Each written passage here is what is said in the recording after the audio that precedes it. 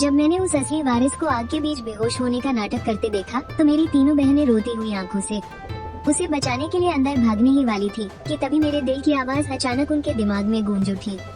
अरे अंदर मत जाना, चेन्यू बिल्कुल भी बेहोश नहीं है।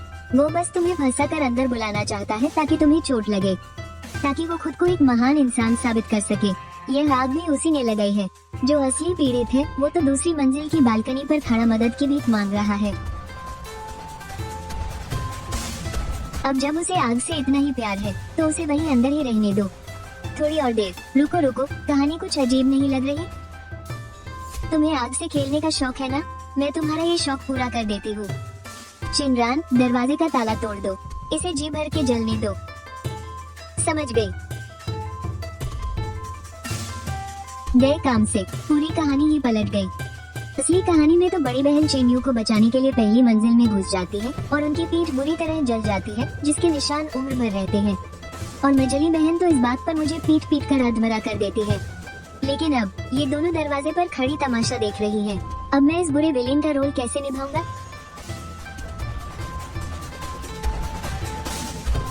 दूसरी मंजिल की बालकनी पर कोई मदद मांग रहा है। पहली मंजिल की आग जानबूझकर लगाई गई है और काबू में है। उसे छोड़ो, पहले दूसरी मंजिल वाले को बचाओ। बड़ी बहन को कैसे पता चला कि दूसरी मंजिल पर कोई है? मैंने तो बस अपने मन में ही सोचा था। क्या उन्हें पहले से सब पता चल गया? चिनरान, दरवाजे पर नजर रखना, एक मक्खी भी बाहर नहीं आनी चाहिए। फिक्र मत करो, अगर उसने बाहर आने की हिम्मत भी की तो मैं उसे अपने हाथों से एक करारा जवाब दूंगी। बड़ी बहन, मुझे बचाइए, मैं बाहर नहीं निकल पा रहा हूँ। चेन्यू के फेफड़ों में इतनी ताकत है, इसका सिंगर न बनना तो सच में अफसोस की बात है। आग का बर्तन उससे बस आधा मीटर की दूरी पर रखा है और वो क्या खूब नाटक कर रहा है। तुम थोड़ी देर और हिम्मत रखो, फायर ब्रिगेड वाले बस आते ही होंगे। मझली बहन, मुझे बहुत डर लग रहा है, आग मेरी तरफ आ रही है। खाक डर लग रहा है, वो तो अपने चेहरे पर कालिख पोत रहा है ताकि बाद में बेचारा बन सके। डरो मत, क्या पता इस आग में जलकर तुम्हें कोई जादुई शक्तियाँ ही मिल जाएं।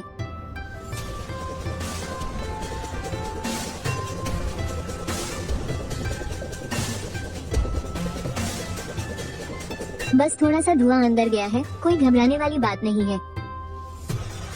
तो इस लड़के की किस्मत अच्छी है। अगर बड़ी बहन सच में कहानी के हिसाब से पहली मंजिल में घुस जाती तो ये आदमी पक्का मारा जाता और चेन्यू बड़ी आसानी से आग लगाने का सारा इल्जाम इसके सिर मर देता।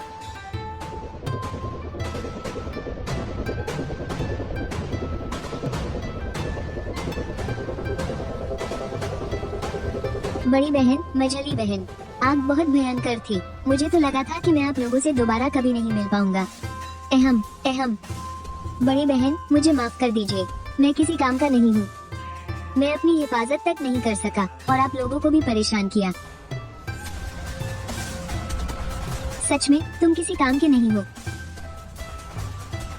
एक छोटी सी आग की अंगीठी भी पार नहीं कर सके। क्या तुम्हारे पैरों का इलाज किसी हड्डियों के डॉक्टर से करवाना चाहिए? मझली बहन, आग बहुत तेजी से फैल रही थी। उस वक्त मैंने दूसरी मंजिल से किसी की मदद मांगने की आवाज सुनी थी। मैं ऊपर जाना चाहता था, लेकिन आग की लपटें सीढ़ियों तक पहुंच चुकी थी। मेरे अंदर बहुत सारा धुआं चला गया था। मैं बर्दाश्त नहीं कर पाया और वहीं गिर पड़ा। क्या झूठी कहानी गढ़ रहा है ये? दूसरी मंजिल वाला आदमी तो पैसे देकर आग लगाने के लिए बुलाया गया इसी का साथी था, लेकिन अचानक हवा का रुख बदल गया और वो बेवकूफ खुद ही वहाँ फंस गया। सब कुछ बदल चुका है। चेन्यू को अपनी जान दांव पर लगाकर दूसरों को बचाने वाला हीरो बनने का मौका ही नहीं मिला। बड़ी बहन को भी कोई खरोंच नहीं आई। अब ये पक्का दिखावा करेगा कि इसके फेफड़ों में धुआं भर गया है और इसकी हालत बहुत खराब है, ताकि वो चेन परिवार को बेवकूफ बनाकर शहर के पूर्वी हिस्से वाले प्रोजेक्ट का कंट्रोल अपने हाथ में ले सके। खून, तुमने अभी कहा कि तुम्हारे अंदर बहुत सारा धुआं चला गया है? जी हाँ बड़ी बहन, मेरे सीने में अभी भी बहुत दर्द हो रहा है। हर सांस लेने पर तकलीफ हो रही है। ये रही आग लगने वाली जगह की शुरुआती जांच रिपोर्ट और तुम्हारे फेफड़ों का सीटी स्कैन। थक थक। तीसरी दीदी, मुझे सांस लेने में बहुत दिक्कत हो रही है। क्या मेरे फेफड़ों में चोट लगी है? तुम्हारी सांस की नली एकदम ठीक है। तुम्हें सांस लेने में दिक्कत इसलिए हो रही है क्योंकि तुमने बहुत देर तक अपनी सांस रोक रखी थी। तीसरी दीदी, कहीं ये रिपोर्ट बदल तो नहीं गई? मैं तो इतनी देर तक उस घने धुएं के बीच फंसा हुआ था। धुएं से मेरा पूरा चेहरा तक काला पड़ गया था।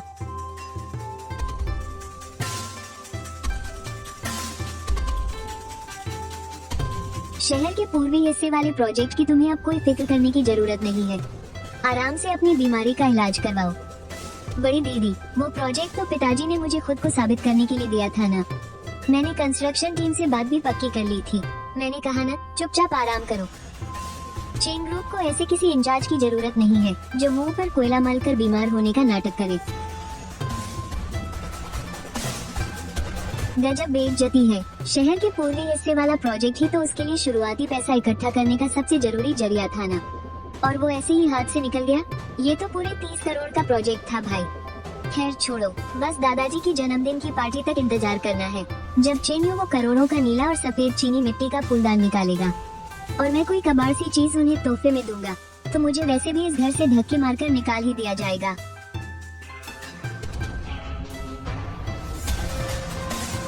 अरे वाह, अभी भी इतनी जान बाकी है। मुझे तो लगा था कि चेन परिवार में आज किसी की 13वीं की दावत होने वाली है। मैंने तो अपना काला सूट तक निकाल कर रख लिया था। बेकार में ही इतनी खुशी मना ली मैंने। भाई, मुझे पता है कि तुम मुझसे नफरत करते हो। अगर तुम्हें लगता है कि मेरा इस घर में वापस आना एक बहुत बड़ी गलती थी, तो मुझे उस आग में ही जलकर मर जाना चाहिए था। तो फिर मरे क्यों नहीं वहीं पर? वहाँ से भागकर क्यों आ गए? और भागकर आए तो आए, ऊपर से सबसे तेज दौड़कर भागे तुम। तुम्हारा तो एक जूता तक वहीं गिर गया था। बस करो अब, दिमाग खराब कर दिया है। अरे क्या कर रही हो? मुझे हाथ मत लगाओ, मेरी बात अभी पूरी नहीं हुई है। चलो, तुम्हें कुछ खिला कर लाती हूँ। मुझे नहीं खाना तुम्हारे साथ कुछ भी। छोड़ो मेरा हाथ।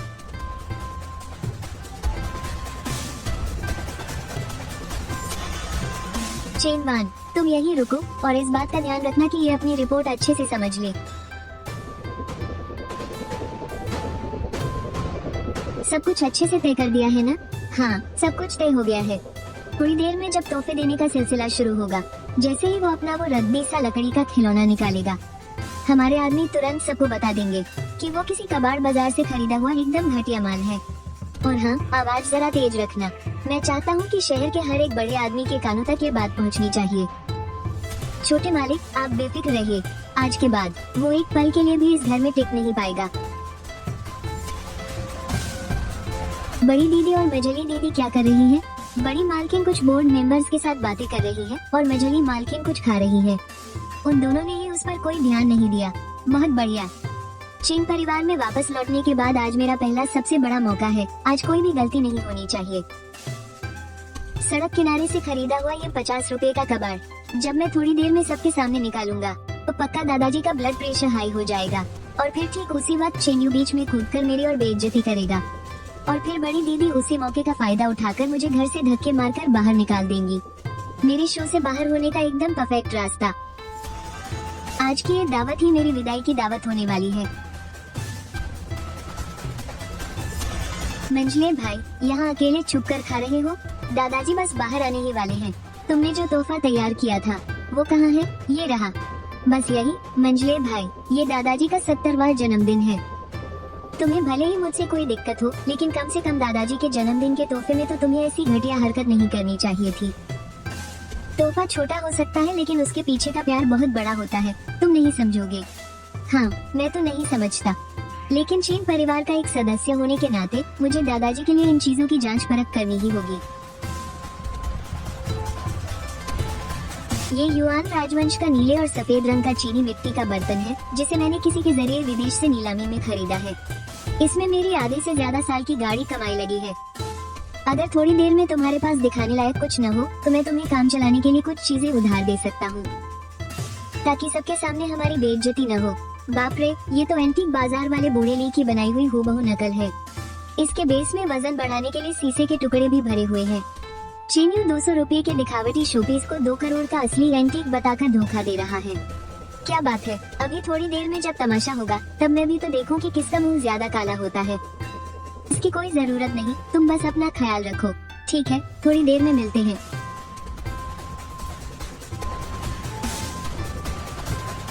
और जाओ, अपनी जांच पड़ताल की सारी मशीनें उठाओ और 5 मिनट के अंदर चेन परिवार की हवेली पहुंचो। तुम यहाँ एक अप्रेजर को क्यों बुला रहे हो? चिन्यू एक नकली विंटेज बर्तन लेकर आया है और दादाजी के सामने रईस बनने का नाटक करने वाला है। ओह, मैंने अभी अभी उस लड़के के मन की आवाज सुनी है। उसने यहाँ तक बता दिया कि उस नकली बर्तन के बेस में शीशे के टुकड़े भरे हुए हैं। तो फिर सिक्योरिटी गार्ड से कहो कि मेन गेट पर ताला लगा दे। एक मक्खी भी बाहर नहीं जानी चाहिए। मैं अभी जाकर बेसबॉल बैट लेकर आता हूँ। आज मुझे कोई रोकने की कोशिश मत करना। बेसबॉल बैट की कोई जरूरत नहीं है। आज यहाँ शहर के इतने बड़े बड़े लोग मौजूद हैं। हमें अपनी इज्जत का ख्याल रखना होगा। हम अपनी इज्जत बचाते हुए सच का तमाचा उसके मुंह पर मारेंगे। यह उसे डंडे से पीटने से कहीं ज्यादा शानदार तरीका होगा। मेरे प्यारे मेहमानों, शुभ मुहूर्त आ गया है। कृपया आप सभी मुख्य मंच की ओर बढ़ें। तोहफे देने की रस्म अब शुरू होती है। आखिरकार मेरे इस आखिरी ड्रामे की शुरुआत हो ही गई। अब मैं छोटे मालिक से गुजारिश करूंगा कि वो आकर दादाजी को अपना तोहफा दे। जरा रुको, मैंने ये लकड़ी की मूर्ति पहले भी देखी है।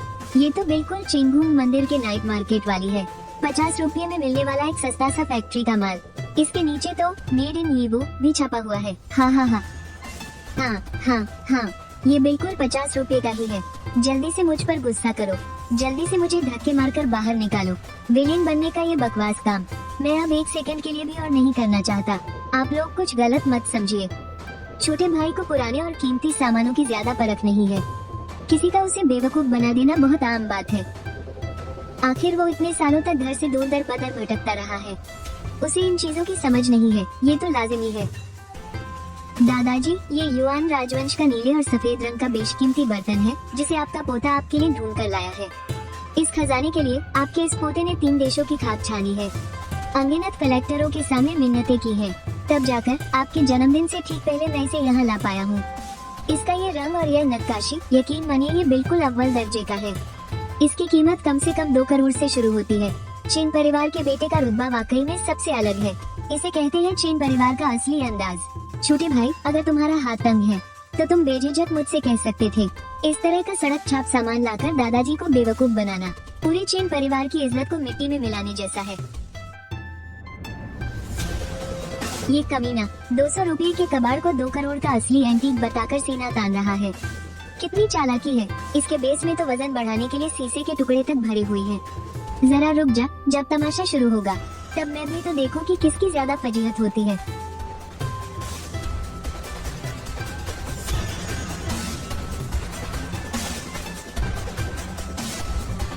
दूसरी दीदी, क्या आप पागल हो गई है? ये 2 करोड़ का एंटीक है। नेशनल लेवल के अप्रेजर दरवाजे के ठीक बाहर खड़े हैं। चिन्यू, अगर तेरा ये कबाड़ 100 रुपये का भी निकला ना तो मैं अपनी हार मान लूंगी। और जाओ, जरा इधर आकर इसे स्कैन करो। ये जिंगदेजन की किसी मॉडर्न फैक्ट्री का सीरियल नंबर है। इसकी रिटेल कीमत 288 रुपये है और इसके साथ फ्री होम डिलीवरी भी मिलती है। दूसरी दीदी को कैसे पता चला कि इसके बेस में एक QR कोड है? यहाँ तक कि उन्हें फ्री होम डिलीवरी का भी पता है। आखिर यह स्क्रिप्ट लिख कौन रहा है?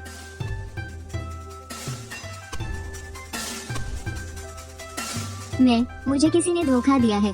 उस नीलामी घर ने मुझे ठग लिया। मैं अभी पुलिस को बुलाता हूँ। पुलिस को बुलाने की कोई जरूरत नहीं है। ये रही तुम्हारी 3 दिन पहले की पांजियायुआन में बूढ़े ली के पास की गई ट्रांसफर की रसीद। रकम है 288 रुपये। चीन परिवार की इज्जत तो सच में मिट्टी में मिल गई है। दादाजी को 288 रुपये की नकली चीज से धोखा देना, इसकी हिम्मत तो देखो। ऊपर से उल्टा चोर कोतवाल को डांटे, कह रहा था कि छोटे मालिक ने बेइज्जती कराई है। अब बताओ असली बेइज्जती किसकी हुई?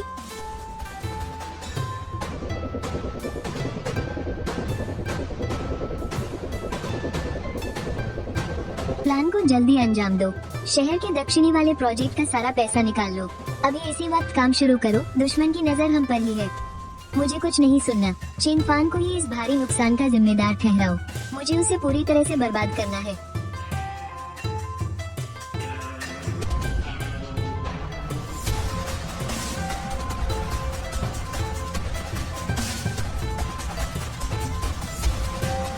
कल दूसरी दीदी की जो अंडरग्राउंड कार रेस है उसमें तुम ही चेसिस मेंटेनेंस देख रही हो ना?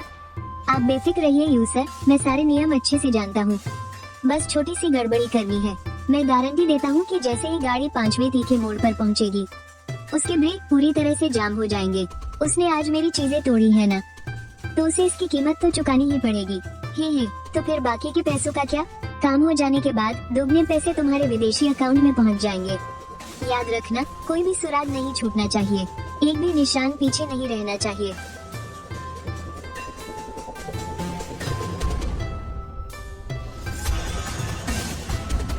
अध्याय 5। पहाड़ी रास्ते पर चेन ले की गाड़ी के ब्रेक फेल हो गए और वो गाड़ी के साथ ही खाई में गिर गई। इस जंगली शेरनी को इतना गुस्सा आता है, लेकिन ये भी नहीं पता कि कोई इसके खिलाफ ही साजिश रच रहा है। पर मुझे क्या, मैं तो वैसे भी विलेन हूँ ना। मुझे तो बस उसके मरने का इंतजार करना है और फिर मजे से तमाशा देखना है। यार, ये सब कितना बकवास है।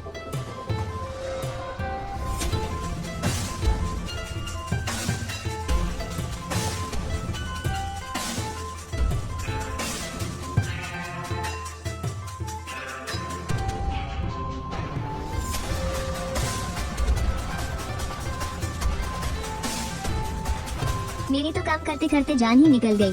उस कमीने ने आखिर किस हरामी को पैसे खिलाए हैं? इस चेसिस को मॉडिफाई करके पूरा कबाड़ा कर दिया है। ब्रेक की तार आखिर छिपाई कहाँ है? दूसरी दीदी को अपनी गाड़ी और मुझे पीटने के अलावा कुछ सूझता ही नहीं है।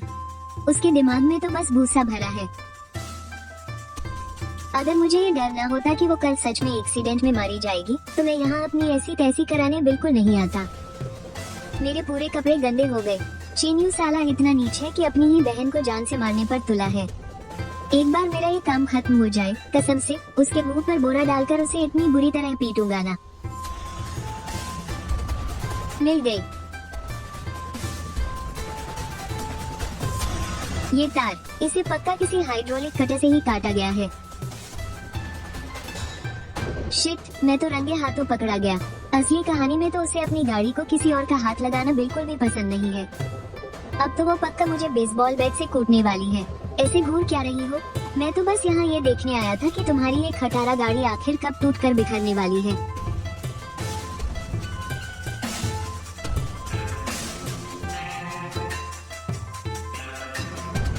मेरी पागल दीदी, अगर मैंने तुम्हारी ये ब्रेक वाली तार नहीं बदली होती ना, तो कल तक तुम्हारी अस्थियां भी नहीं मिलती। खैर छोड़ो, कहानी के हिसाब से चलने से पहले ये मेरा आखिरी अच्छा काम समझ लो। नेकी कर, दरिया में डाल। क्या ये किसने किया? मुझे कैसे पता होगा? मैं जैसे ही अंदर आया, ये तार पहले से ही टूटी हुई थी। और कौन हो सकता है? उस आस्तीन के सांप चेन्यू ने तुम्हारे पर्सनल मैकेनिक को खरीद लिया है। ये सब बूढ़े वांग का किया धरा है। रान दीदी, आप इतनी रात गए यहाँ कैसे आ गई? सच सच बता, मेरी जान का सौदा करने के लिए चेन्यू ने तुझे कितने पैसे दिए हैं? दीदी, आप क्या कह रही हैं? मुझे कुछ समझ नहीं आ रहा। ये तार शायद पुरानी होकर अपने आप टूट गई होगी। ये कटी हुई जगह एकदम साफ है और तो मुझे बेवकूफ बना रहा है कि ये पुरानी होकर टूटी है। दीदी, मैं पिछले 3 सालों से आपके साथ काम कर रहा हूँ। आप मुझ पर ऐसे कैसे शक कर सकती हैं? सच में पुरानी होकर टूटी है? हाँ, 3 साल। तेरी 3 साल की वफादारी चेन्यू के उन गंदे पैसों के सामने बिक गई ना। हाँ। अगर तू कुछ नहीं बताना चाहता तो कोई बात नहीं। ये टूटी हुई तार और इस पर लगे तेरे उंगलियों के निशान तुझे अगले 10 सालों तक जेल की हवा खिलाने के लिए काफी है। ये कहानी तो पूरी तरह से पागलपन है। वो स्क्रिप्ट के हिसाब से क्यों नहीं चल रही?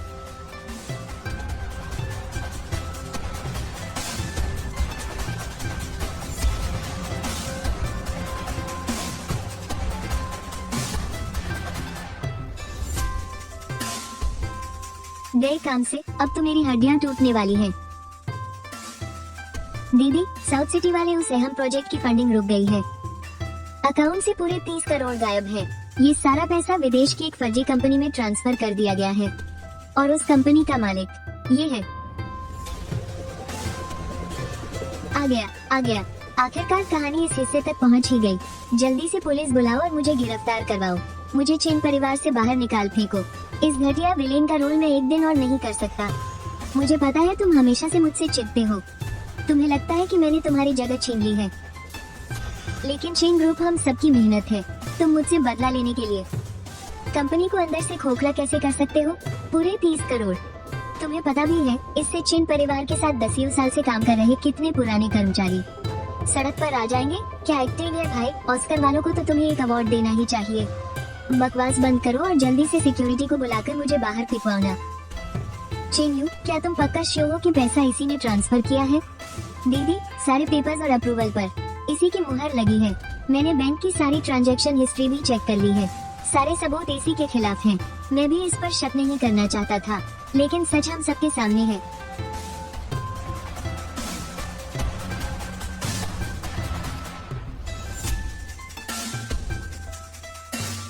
दीदी, कंपनी की खातिर मुझे अपने ही परिवार के खिलाफ जाना पड़ा। मैंने पहले ही पुलिस को फोन कर दिया है। उम्मीद है आप मेरी बात समझेंगी। हमें एक पुख्ता शिकायत मिली है कि चेन ग्रुप के अंदर बड़े पैमाने पर पैसों की हेराफेरी और मनी लॉन्ड्रिंग हो रही है। कृपया इससे जुड़े सभी लोग जांच में हमारा सहयोग करें। इस साउथ सिटी प्रोजेक्ट की असली बैंक स्टेटमेंट है और यह विदेशी अकाउंट का वो कोड है जिसे हैकर्स ने क्रैक किया है। इसकी मुहर नकली है। उस फर्जी विदेशी कंपनी को चलाने वाला असली आईपी एड्रेस चीन यू के प्राइवेट विला का है। पैसों के लेन देन का सारा रिकॉर्ड इस पेन ड्राइव में है। नामुमकिन, ऐसा हो ही नहीं सकता। उस अकाउंट को तो मैंने पहले ही। अबे यार, दीदी के पास ये पेन ड्राइव कहाँ से आ गई? ये चीज तो चेन यू की गाड़ी की चाबी के अंदर छुपी होनी चाहिए थी ना। कहानी फिर से कैसे पलट गई? दीदी, मैं आपका सगा भाई हूँ। आप एक गैर के लिए मुझे गिरफ्तार करवा रही हैं। मेरी नजर में सिर्फ परिवार और चोर होते हैं। तुम्हारे आंसुओं से ज्यादा सच्चे तुम्हारे ट्रांसफर रिकॉर्ड्स हैं। चीन ग्रुप का उसूल बहुत सीधा है, जो ये कहेगा वही नियम है। और रही बात तुम्हारी, तो अपने ये आंसू जाकर पुलिस को दिखाना।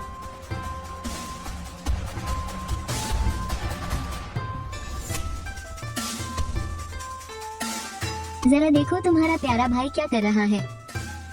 दीदी, क्या आपने उस बस्ती में कैमरे लगवाए थे? जब उसे घर से निकाल ही दिया है तो ये भी पता होना चाहिए कि वो अब कहाँ जाकर डसेगा। दीदी का ये तरीका तो बहुत ही खतरनाक है। असली कहानी में तो वो एक उसूलों वाली बिजनेस वुमन थी। अब तो ये बिल्कुल अपनों के लिए किसी तानाशाह की तरह बन गई है।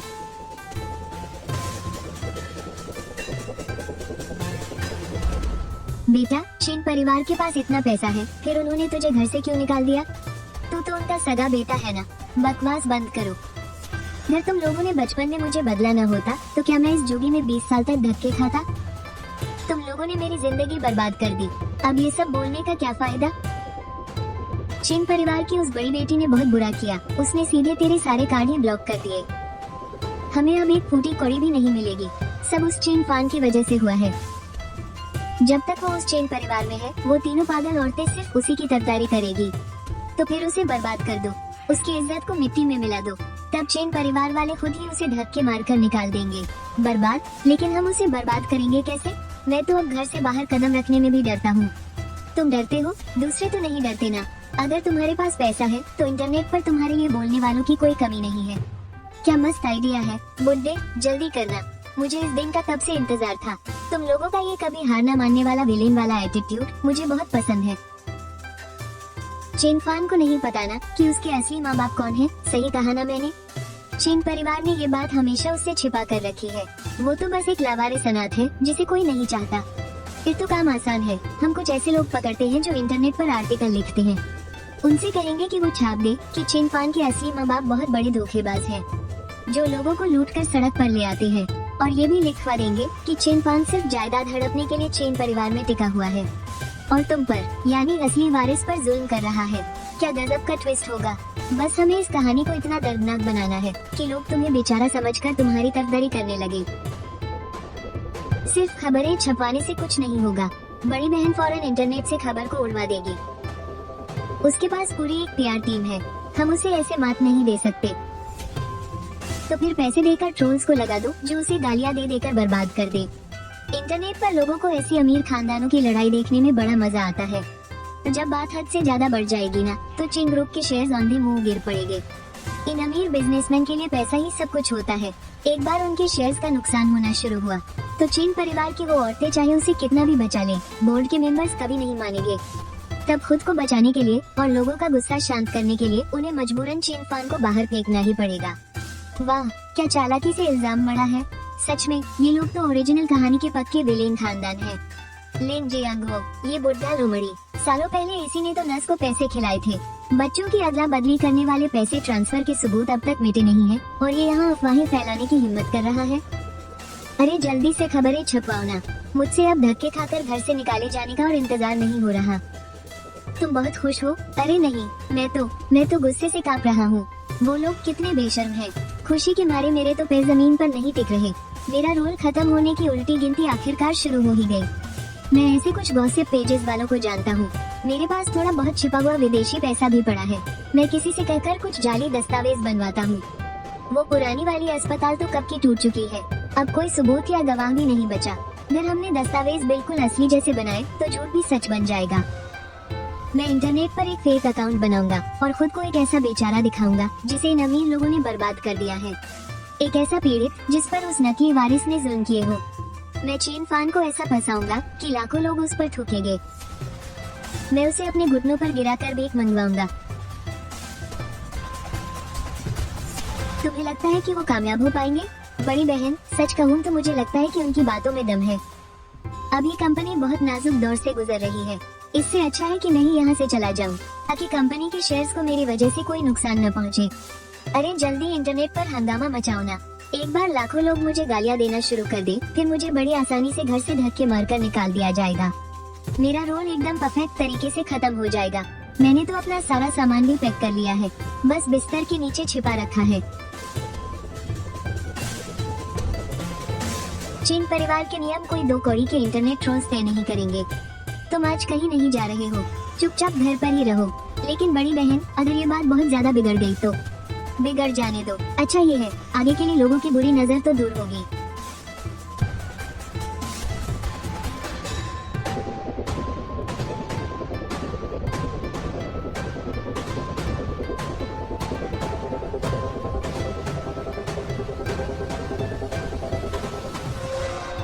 चेन फान, चीन परिवार से दफा हो जाओ। एक धोखेबाज के बेटे से और क्या ही उम्मीद की जा सकती है। मुझे तो असली वारिस के लिए बहुत बुरा लग रहा है। ये बड़े लोग एक नकली वारिस को बचाने के लिए अपने सगे बेटे तक को घर से निकाल देते हैं। चीन ग्रुप का बॉयकॉट करो। लो भाई, आ गया ड्रामा शुरू। आखिरकार पूरे इंटरनेट पर गालियाँ खाने वाला प्लॉट आ ही गया। क्या कमाल की गालियाँ दे रहे हैं लोग। पेड ट्रोल्स पर खर्च किया गया पैसा वसूल हो गया। बड़ी दीदी, बहुत बड़ा पंगा हो गया है। इंटरनेट पर सब मुझे गालियाँ दे रहे हैं। मुझे लगता है मुझे यहाँ से फौरन निकल जाना चाहिए। मैं चीन परिवार को मुसीबत में नहीं डालना चाहता। जल्दी मुझे घर से निकालो। एक सेकंड की भी देरी इस ट्रेंडिंग टॉपिक की तौहीन होगी। नाश्ता खत्म करके लिविंग रूम में मेरा इंतजार करना।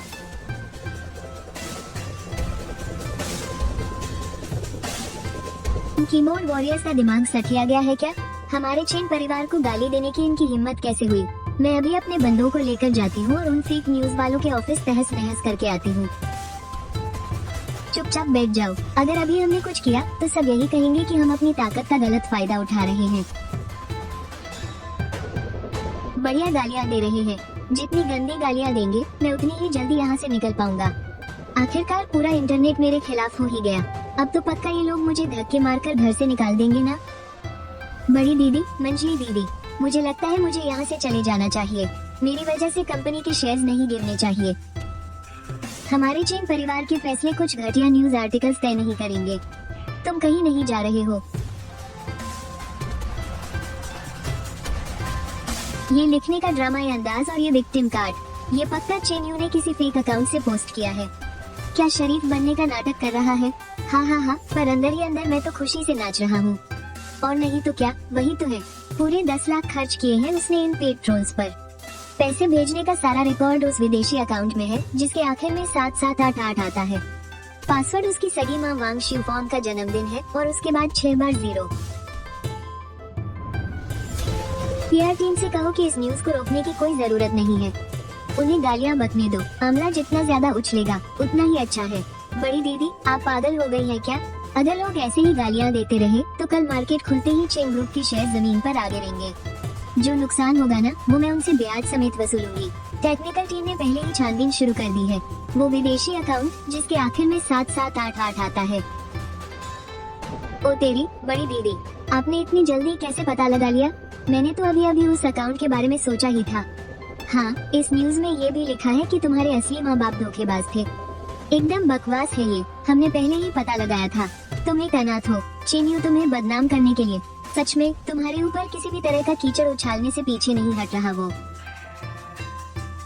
असली कहानी में तो मैं सच में एक अनाथ हूँ, लेकिन ये धोखेबाज होने का ठप्पा मुझ पर उस लिन जियांगो ने लगाया था। वो लिन जियांगो बूढ़ा लोमड़ कहीं का, सालों पहले नर्स को रिश्वत देकर बच्चों की अदला बदली करने का बैंक रिकॉर्ड और उसका असली कबूलनामा कभी मिटाया ही नहीं गया था। उस नर्स ने वो सारे सबूत प्राइवेट अस्पताल की पुरानी बिल्डिंग के बेसमेंट बी के वेंटिलेशन पाइप में तीसरे पैनल के पीछे छिपा दिए थे। बाजी पलटने के लिए ये तो मेरा हुक्म का इक्का है। मैं जरा बाहर जा रहा हूँ। तीसरी दीदी, बाहर पत्रकारों की भारी भीड़ है, अभी बाहर जाना बहुत खतरनाक है। अरे यार, आप तो कहानी के हिसाब से चल ही नहीं रही। इस वक्त तो आपको मुझसे पूरी तरह निराश होना चाहिए था और फिर मुझे घर छोड़कर चले जाना चाहिए था, है ना? मैं कुछ ऐसा लाने जा रहा हूँ जिससे लोगों का मुंह बंद हो जाए। तुम कहाँ जा रहे हो? मैं तुम्हारे साथ चलती हूँ। नहीं, ज्यादा लोग होंगे तो फालतू में रुकावट आएगी।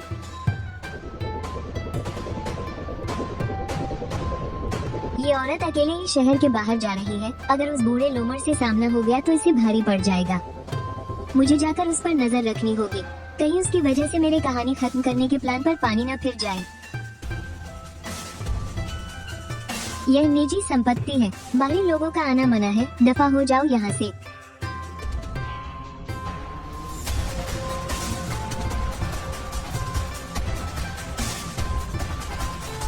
दरवाजा तोड़ दो। बाप रे, क्या ठाट बाट है।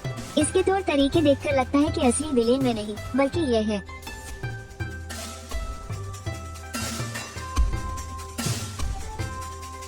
तीसरा दराज बाहर निकालो।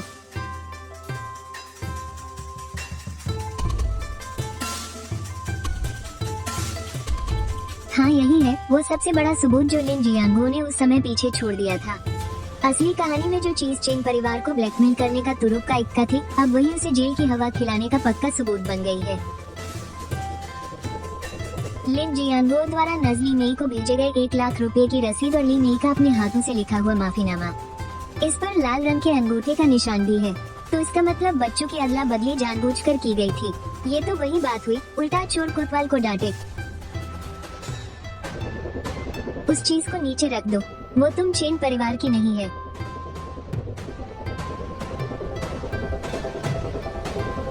मिस्टर लिन, इस पर आपके खुद के हस्ताक्षर हैं।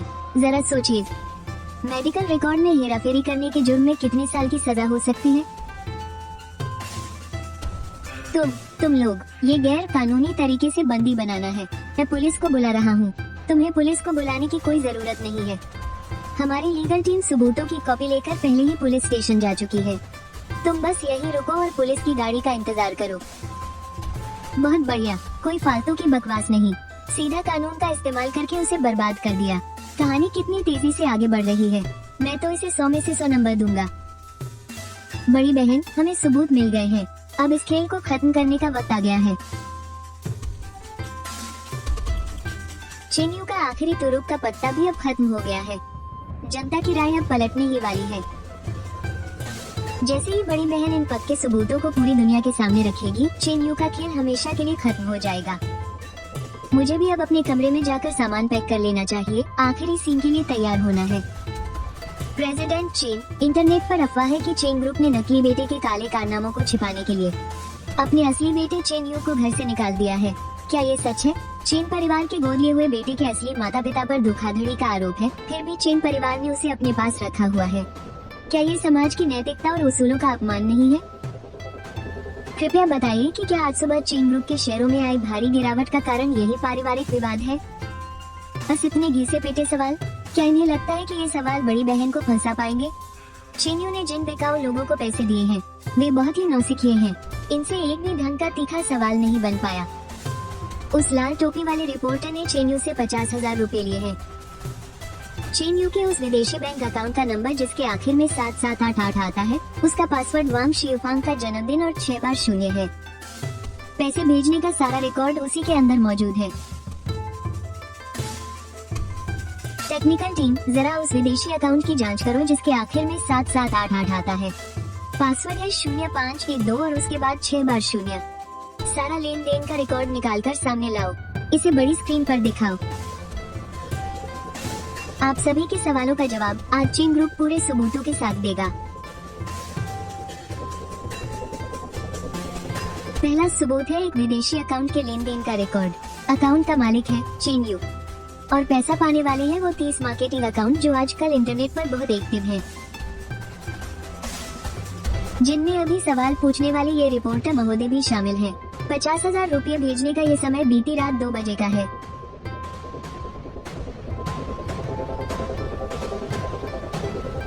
दूसरा सबूत है फायर डिपार्टमेंट की आग लगने वाली रिपोर्ट। आग लगने की शुरुआत चेन यू के बेडरूम से हुई थी। आग लगाने वाले सामान पर उसी के उंगलियों के निशान मिले हैं और जो इंसान सच में आग में फंसा था वो दूसरी मंजिल पर था। तीसरा सबूत है 22 साल पहले एक प्राइवेट अस्पताल की असली फाइल। चेन यू के पिता लिन जियांगो ने एक नर्स को रिश्वत दी थी और दोनों नवजात बच्चों की अदला बदली कर दी थी। पैसे भेजने की रसीद और उस नर्स का अपने हाथों से लिखा माफीनामा सब यही है। चेन यू कोई पीड़ित नहीं है, बल्कि वो उस घिनौनी साजिश का फायदा उठाने वाले इंसान का बेटा है। चेन ग्रुप की लीगल टीम, पुलिस को सारे सबूत सौंप दिए गए हैं। चेन यू और उसके असली माँ बाप पर गबन, आगजनी और मानहानि का इल्जाम है। अरे बाप रे, बड़ी दीदी ने अस्पताल की फाइलें तक कैसे जुगाड़ ली? ये कहानी तो ऐसे पलट गई है कि अब कुछ समझ ही नहीं आ रहा। असली कहानी में तो ये फाइल एकदम आखिर में जाकर मिलती थी और अब सीधा पूरे इंटरनेट पर लाइव पर्दाफाश कर दिया। अब मैं वो जाली वारिस कैसे बनूंगा जिसे सब ताने मारते थे? चेन ग्रुप किसी भी मुजरिम को पनाह नहीं देगा, फिर चाहे उसकी रगों में चेन परिवार का खून ही क्यों न दौड़ रहा हो। और साथ ही हम अपने किसी भी सच्चे परिवार वाले का साथ कभी नहीं छोड़ेंगे। आज की प्रेस कॉन्फ्रेंस यहीं खत्म होती है।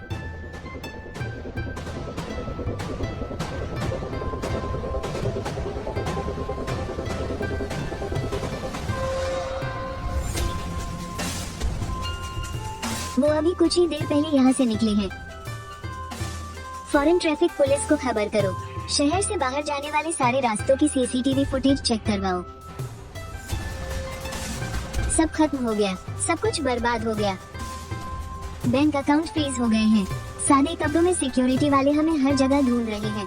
घबरा क्यों रही हूँ? चेन परिवार के पास बहुत पैसा है, ज्यादा से ज्यादा क्या होगा, हम भी उन्हें अपने साथ ले डूबेंगे, खाक ले डूबेंगे। बड़ी दीदी ने हमारी सारी पोल खोल कर रख दी है, तो मेरे पास छुपने तक का कोई ठिकाना नहीं बचा है।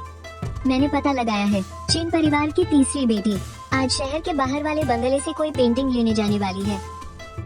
उसके साथ कोई बॉडीगार्ड नहीं होगा, उसे अगवा कर लेते हैं और उसके बदले साउथ सिटी वाले प्रोजेक्ट के पेपर्स मांगेंगे और साथ में बड़ी दीदी के शेयर्स भी।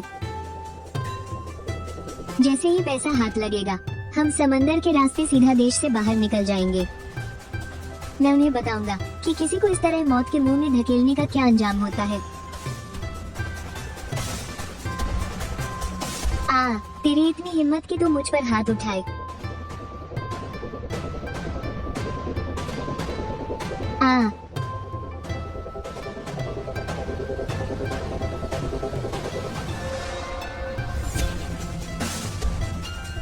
कुछ तो गड़बड़ है। शिन्यू की तो इज्जत मिट्टी में मिल चुकी है, अब तो वो एक वांटेड मुजरिम है। तो क्या असली कहानी वाला वो किडनैपिंग का ड्रामा अब भी होगा या नहीं? अगर हिसाब लगाया जाए तो वो आज दोपहर को ही होना था। लिन जियांगो शहर के बाहर वाले बंगले के गैराज में छुपकर बैठेगा और तीसरी दीदी को अगवा कर लेगा और फिर शेयर्स की मांग करेगा। लेकिन ये कहानी तो इतनी बदल गई है कि कुछ समझ ही नहीं आ रहा। चिन्यू तो अभी अपनी जान बचाने के लिए भाग रहा है, उसमें किडनैप करने की हिम्मत कहाँ से आएगी? बड़ी दीदी, तीसरी दीदी अभी कहाँ गई है? क्या वो बंगले पर पेंटिंग लेने गई है? वो सच में बंगले पर गई है? चिन्यू का बच्चा पक्का गैराज में घात लगाए बैठा होगा।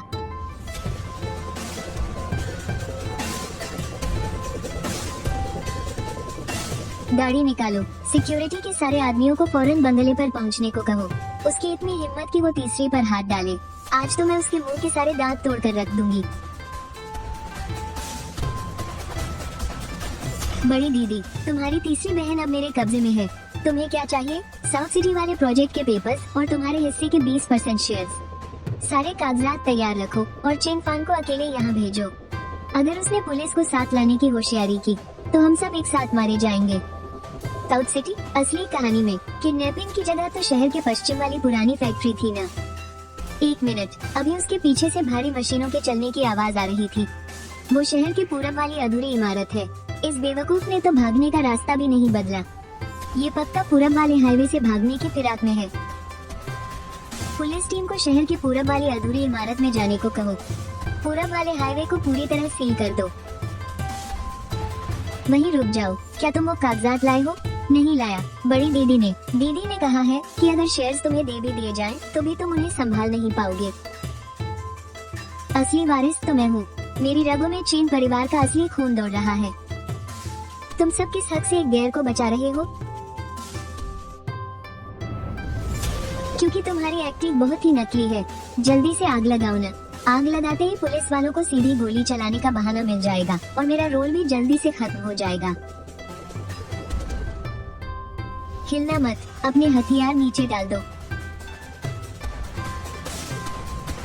पास मत आना। अगर तुम पास आए तो मैं इसे भी अपने साथ मार डालूंगा। अगर चेन परिवार में मैं ही नहीं रहा तो तुम लोग भी चैन से नहीं जी पाओगे। मैं चेन खानदान का वारिस हूँ। तुम लोग मेरे साथ ऐसा नहीं कर सकते। अरे ओ नकली इंसान, असली कहानी में भी तूने बिल्कुल ऐसे ही चिल्लाया था। डायलॉग तक नहीं बदले। सच में कितना बोरिंग है। कैसी असली कहानी? तुम बकवास क्या कर रहे हो?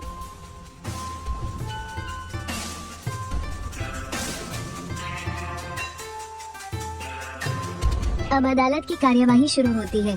सरकारी वकील आरोप पत्र पढ़ना शुरू करें। आरोपी चेन यू और लिन जियांगो पर पद का गलत इस्तेमाल करके गबन करने, जानबूझकर संपत्ति को नुकसान पहुंचाने, दंगा भड़काने, अपहरण और फिरौती मांगने के गंभीर आरोप हैं। सारे सबूतों की कड़ियां बिल्कुल साफ हैं। मुख्य आरोपी होने के नाते चेन यू ने ऊपर बताए गए सभी जुर्मों की साजिश रची और उन्हें अंजाम दिया। क्या आरोपी चेन यू को सरकारी वकील के इन सबूतों पर कोई एतराज है? हाँ, अस्पताल की वो फाइल पूरी तरह से नकली है। मुझे बच्चों की अदला बदली के बारे में कुछ भी नहीं पता। मुझे ऐसा करने के लिए मजबूर किया गया था। पहले चेन खानदान ने मेरे साथ धोखा किया था। मैं तो बस वो वापस ले रहा था जो असल में मेरा था। यह वो वॉइस रिकॉर्डर है जो पुलिस को आरोपी लिन जियांगो के घर की तलाशी में मिला है। इसमें तुम्हारी उस पूरी साजिश की रिकॉर्डिंग है जिसमें तुमने एक झूठी पहचान का इस्तेमाल करके अफवाहें फैलाई और चेन ग्रुप के शेयर्स हड़पने की कोशिश की। सब लोग खड़े हो जाएं। इस अदालत का मानना है कि आरोपी चेन यू पर गबन, आगजनी और अपहरण के आरोप साबित होते हैं। इन सभी जुर्मों के लिए उसे 20 साल की जेल की सजा सुनाई जाती है और उसकी सारी निजी संपत्ति जब्त की जाती है। आरोपी लिन जियांगो को अपहरण और बच्चों की तस्करी के जुर्म में 15 साल की जेल की सजा सुनाई जाती है।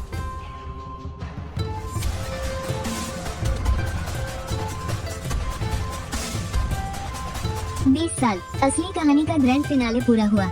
चलो, आखिरकार अब मेरी छुट्टी हुई।